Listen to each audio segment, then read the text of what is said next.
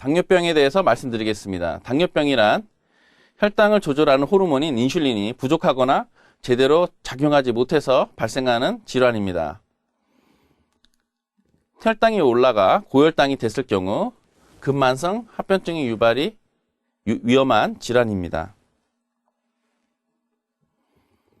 인슐린에 대해서 설명을 드리겠습니다.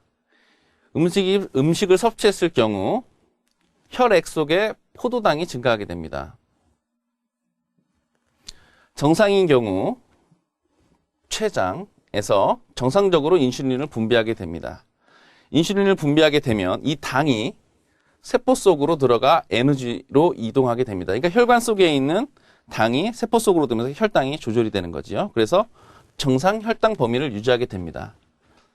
하지만 당뇨병 환자는 인슐린이 부족 또는 쓰는데 저항성, 아까 말씀드린 인슐린 저항성에 의해서 당이 세포 속으로 들어가지 못하게 됩니다. 결국 에너지원으로 사용하지도 못하고 결국 혈당의 증가를 볼 수가 있습니다. 쉽게 증상으로서는 목이 마르고 힘이 없고 몸의 기능이 저하가 됩니다.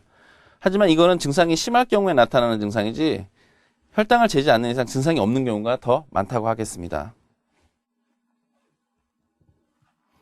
그럼 인슐린 저항성은 어떻게 해서 당뇨를 유발하는지 알아보도록 하겠습니다.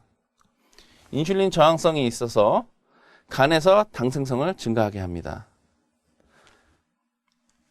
또한 근육과 지방에서 인슐린 의존인 당 흡수가 감소하기 때문에 또한 혈당을 증가시킨다고 보겠습니다.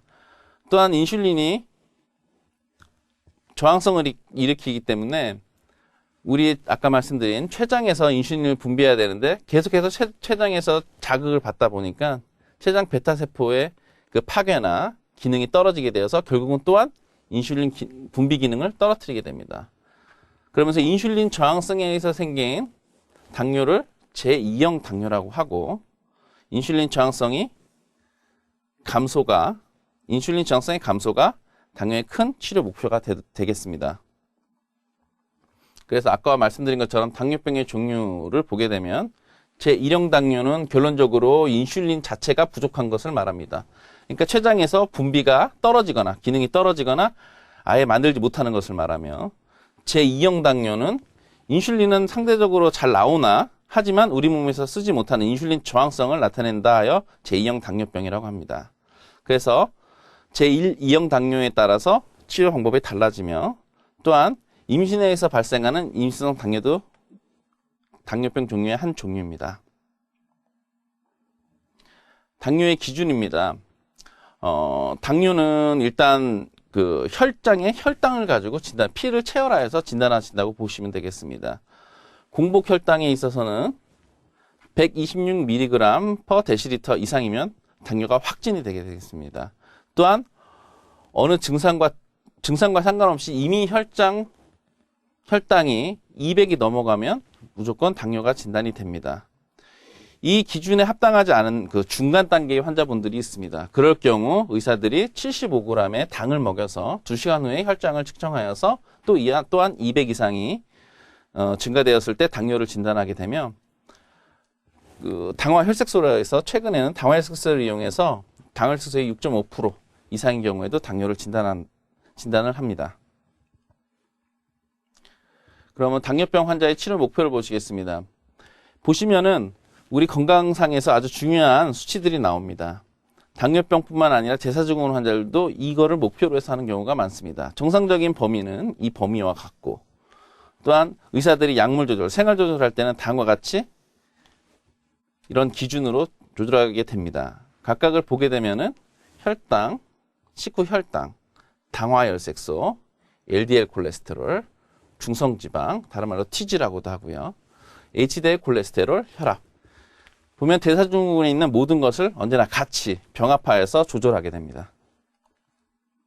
그래서 여기서 보면은 당화혈색소라고 합니다. 그럼 당화혈색소가 무엇인가 궁금하실 겁니다. 정상 헤모글로빈, 우리 이제 적혈구를 말하는 거죠. 적혈구에서 헤모글로빈과 당이 이런 식으로 결합을 하게 됩니다. 고혈당인 경우에는 아무래도 당이 더 이런 식으로 많은 수가 결합이 되겠죠. 그래서 당화혈색소라는 것은 그 혈액 내에서 산소를 운반한 적혈구 내에 헤모글로빈이 어느 정도 포도당과 결합되었는지를 보는 검사입니다. 그래서 바로 지금 한다고 해서 지금 상태를 볼 수 있는 검사가 아니라 최근 2, 3개월의 당 조절을 볼 수 있는 검사라고 하겠습니다. 그래서 다음 보면은 수치에 따라서 해당되는 표준 혈당, 평균 혈당을 나타난 것입니다. 아까 말씀드린 것처럼 6.5%가 미만이기 때문에 이 중간을 보시게 되면은 130 이하, 당뇨 진단은 126이라고 말씀드린 것처럼 공복 혈당이 120 이하인 거를 이 당화혈색을 미루어서 알 수가 있습니다. 그러면 당뇨병 환자는 어떻게 약물 치료를 할까? 이 그래프는 당뇨 치료에 아주 중요한 그림입니다. 하지만 제일 먼저 보시게 되면은 아까 영어로 써 있지만 다이어트와 엑서사이즈, 곧 생활 개선과 운동이 가장 중요하다는 것이 나오고, 언제나 이 단계, 윗단계로 올라갈 때는 2, 3개월 간격으로 의사들이 실천을 해서 각각에 대한 치료를 하게 됩니다. 생활습관 교정이 되지 않았을 때 첫 번째로 먹는 약을 쓰고요. 다음에 이제 먹는 약 2가지 이상을 섞어보고, 그렇지도 않는 경우에는 인슐린을 쓰게 됩니다. 인슐린과 먹는 약을 병행을 하고 맨 마지막으로는 인슐린으로만 조절하게 되어 있습니다. 이 단계는 전문의와 상담하시길 부탁드립니다. 당뇨병의 식이요법입니다. 당뇨병 및 고혈압, 고지질혈증 환자들의 많은 부분이 환자들한테 달려 있습니다. 의사들이 집에 가서 가르쳐 드릴 수가 없기 때문에 80%를 본인이 조절을 하게 됩니다. 그래서 어떤 많은 책들과 정보를 얻으셔야 되는데요.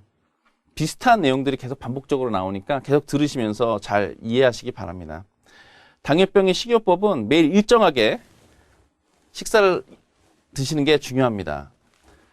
왜냐하면 약은 일정하게 들어가게 되고 아니면 인슐린도 일정하게 분비하게 되는데 일정하지 못한 식사 습관을 갖게 되면은 당이 말하자면 고혈당을 계속 이루게 됩니다. 그러면 합병증이 점점 발생하게 되죠.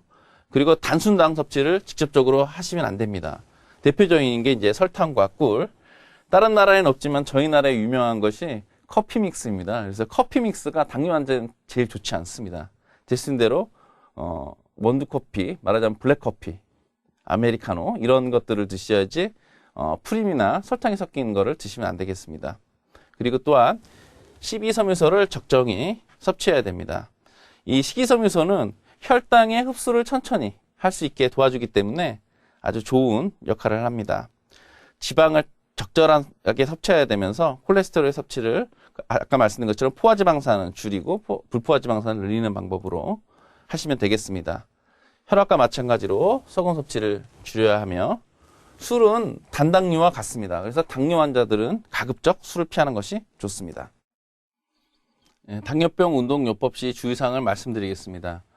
그 모든 대사증후군에서는 운동이 아주 중요한 관리의 한 부분이 됩니다. 하지만 당뇨병 환자에 있어 고혈압도 마찬가지지만 어떤 합병증과 기타 그 조절이 잘 되지 않는 상태에서는 운동을 피하는 것이 좋습니다. 운동이 과도한 경우에는 반대로 조절이 되지 않고 악화되는 경우가 있으니까 다음을 잘 읽고서 운동을 시행해 주시기 바랍니다. 다음과 같이 아까 말씀드린 것처럼 불안정한 혈당, 조절이 되지 않는 경우에는 피해야 됩니다. 그리고 저혈당이 반복적으로 발생하시는 분들은 운동하실 때 주의하셔야 됩니다. 그래서 운동 전에 반드시 혈당을 측정하셔야 되고 혈당이 부족한 경우에는 당질을 섭취하여서 당을 올린 상태에서 운동을 하셔야 됩니다.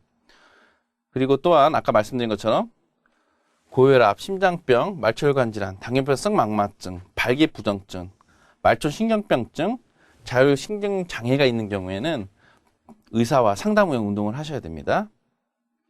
그리고 인슐린 주사를 맞는 분들은 또한 저혈당에 빠질 위험이 먹는 약보다는 많기 때문에 언제나 저혈당을 조심하면서 운동을 하여야 합니다. 운동 시에는 저혈당 방지를 위해서 반드시 단당류를 가지고 다니셔야 되고 본인이 당뇨병이 있다는 것을 알 수 있는 그 수첩 같은 거를 가지고 다니셔서 의식을 잃는 경우 그 주위 사람들의 도움을 받을 수 있도록 하여야 합니다. 운동 전에 당연히 수분 섭취가 중요하며 탈수가 일어나지 않도록 너무 더운 날에는 운동을 피하시는 것이 좋습니다. 당뇨병의 합병증에 대해서 설명드리겠습니다. 혈압과 마찬가지로 눈에 있어서 망막에 부작용이 생기면 진행됐을 시 실명의 위험이 있습니다. 손과 발은 말단의 흐름 피해 흐름이 좋아지지 않기 때문에 감각에 둔해지고 그리고 저리거나 어떤 통증을 유발하게 됩니다. 감각이 저리게 되니까 궤양이 생길 수 있어도 잘 인지를 하지 못하게 되고 인지가 잘 안 된 상태에서 심해지면 절단의 위험이 있기 때문에 반드시 손발의 관리가 중요하다 하겠습니다. 이 다음 그림에 있는 뇌, 심장, 신장은 생명과 밀접한 관계가 있는 조직으로서 뇌에 있어서는 뇌졸중 위험이 증가하게 되고 심장은 허혈성 심장병, 심근경색증이 증가하게 됩니다. 또한 콩팥은 소변에서 냄새가 난다든지 거품이 많이 나는 경우에 의심을 할 수 있고 고혈압과 부종을 유발하기도 합니다. 자체적으로. 그렇고 우리나라의 반 정도 인구가 혈액투석의 반 정도 인구가 당뇨병 환자가 되겠습니다.